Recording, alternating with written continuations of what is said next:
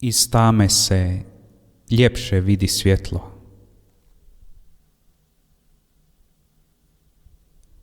Ponekad mrak je marama, oko očiju stavljena, svjetlo se ne vidi, u mraku se čovjek ne stidi.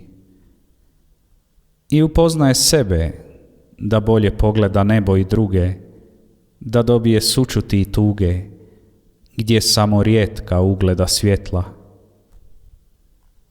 Ni najpažljiviji smiraj se, u misteriju razigrana sunčana dana, ne može mjeriti sa mirom kojeg nudi tama. Kad dođe na svjetlo, sve postaje jasno. Rane i boli su u mraku, ne vide svjetlost jaku. Kad ugleda se iz nemoći, dok suza sve smoči, nekako oživi cvijeće iz nesretne sreće.